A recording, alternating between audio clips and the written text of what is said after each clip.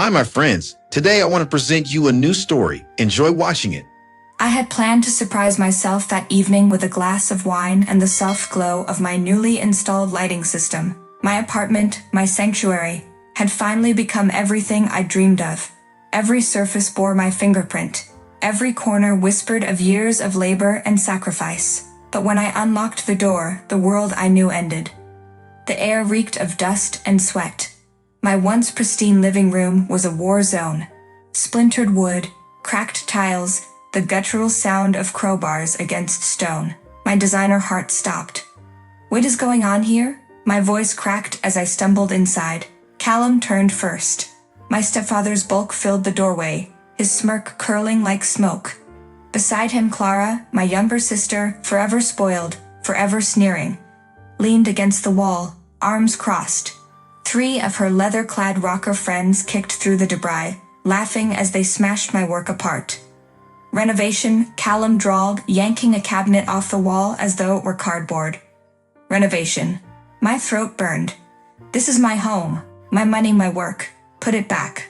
Clara's laugh cut sharp. Oh please, Betsy, you never deserved this place. You think you're better than us with your fancy tiles and shiny faucets. Time someone leveled you down. I rushed toward her, anger blinding, but Callum's fist shot out. The blow was merciless. A flash of white pain tore across my cheek. My body collapsed against the cold floor. For a moment, I couldn't breathe. Tears welled up uninvited, not only from pain, but from the horror of seeing my sanctuary destroyed by the very people who called themselves family. Stay down, Callum barked, lifting my refrigerator with a grunt. We'll get good money for this one. I pressed trembling fingers against my swelling face, breath shuddering. Their laughter and boots crushed glass and memories alike. In that moment, bruised, broken, humiliated, something inside me shifted. Grief sharpened into fire. If they thought they'd silenced me, they didn't know me at all. This wasn't an ending, it was the opening shot. And I swore as another cabinet shattered that I would not only survive this, I would make them regret it. The mirror in the hospital bathroom nearly broke me. A purple bruise spread across my cheek like spilled ink. My lips split and swollen. For a moment, I pressed my palm against the cold glass, and tears fell before I could stop them. This wasn't just my face, it was evidence. The doctor's voice was steady but kind as he signed the report. You'll need rest and courage. Courage. That word clung to me like a lifeline. By the time I stepped out into the night, I knew collapse wasn't an option. At 10 p.m., I called Mr. Green, my lawyer. My voice shook, but I forced the words out. They destroyed everything. I have medical proof. I want to press charges. Document everything, he replied firmly. Photos, receipts, witness names. The more we have, the stronger your case. By midnight, I was on the phone with my insurance agent, voice hoarse but determined. At 2 in the morning, I had a locksmith replace every lock, his tools clinking like the rebuilding of armor. The next morning, exhaustion weighed on me, but when journalist Ann Keller stepped into my half-ruined apartment, recorder blinking red, I felt a spark. They called it a renovation.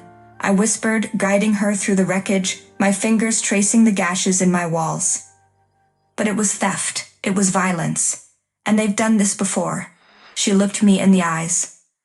Are you ready for this story to go public? I swallowed hard. Fear clawed at me, but I nodded. Yes, they've taken enough. It ends now.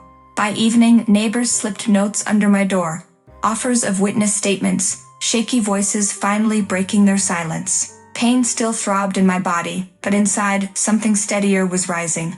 Not revenge, justice. 3 days later, when all the evidence and clues had been gathered, my hands trembled as I buttoned my blouse. Not from weakness, but from the storm coiled inside me.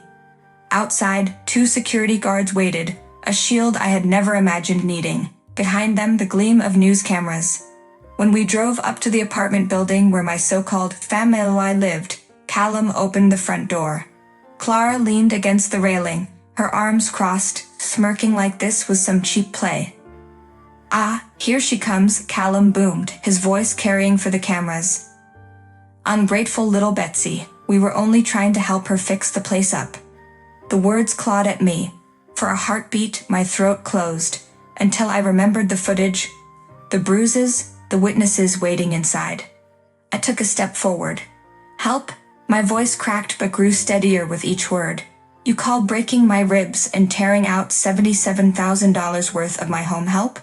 Gasps from the neighbors. Flashes from the cameras. Callum's smirk faltered. Ann Keller, the journalist, raised her microphone. Betsy, do you have proof? My lawyer lifted a folder thick with photos, reports, and signatures. Every broken tile, every bruise, every neighbor who saw.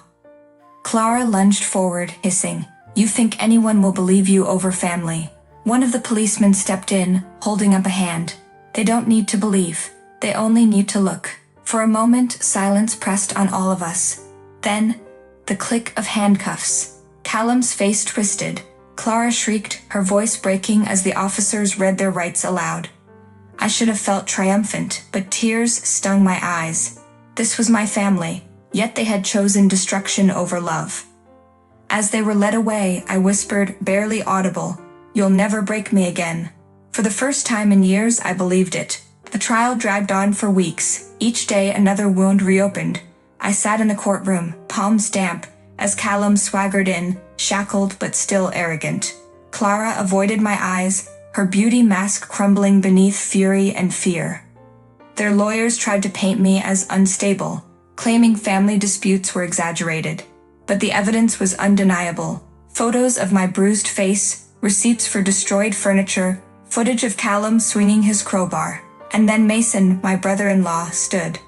His voice shook, but he didn't falter. "They've done this before. To me, to her cousins. Callum and Clara intimidated them, and they, fearing for their lives, did not report the incidents to the police. I stayed quiet out of fear, but I won't anymore." Clara's scream pierced the chamber. Traitor. She had to be restrained. My heart clenched, not from guilt, but from grief. Grief for the sister who had chosen cruelty over kinship. When the verdict came, guilty on all counts. Assault, property destruction, fraud, conspiracy. I wept openly. Not for them, but for myself. For the years lost under their shadow. For the pieces of me I thought were gone forever. The sentencing sealed it. Years in prison. Their empire of intimidation dissolved in the stroke of a gavel. And then came silence. A silence I hadn't known in years. I poured it into rebuilding. My apartment, once desecrated, bloomed again. Brighter, stronger. Sunlight danced across new walls, and I breathed easier, as though the air itself had been cleansed. But rebuilding wasn't just about bricks. One evening, as I looked at my reflection in the polished glass of my new kitchen, I whispered, "This strength can't be mine alone." That night, I began drafting plans for the Independent Women's Legal Fund, a place where other women, crushed by family violence, could find justice. From my ashes, something greater was rising. Months passed, and my foundation grew faster than I could have dreamed. Survivors arrived at our small office with trembling hands, leaving with hope in their eyes. Each case one felt like a stone removed from my chest.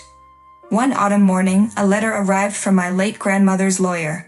My hands shook as I broke the seal. Inside was her final will. To my granddaughter, who stood when others crumbled, "The fortune I withheld until proof of true strength was shown, now belongs to you. Inheritance, 2-story villa and $127 million. Use it well," I gasped. Millions. Enough to secure the fund for decades. Enough to ensure no woman would ever stand alone as I once did.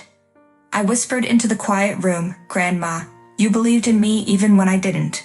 Tears blurred the ink, but they were warm, not bitter. Later, at our first public fundraiser, I told the crowd, "From ruins we rise, from silence we build voices, and this is only the beginning." Applause thundered, but what filled me most was peace. The legacy wasn't just money, it was rebirth, and it was mine to carry forward. Friends, what do you think of this story? Write your opinion in the comments. Would you like more stories? Don't forget to subscribe and hit the bell button so you don't miss any videos.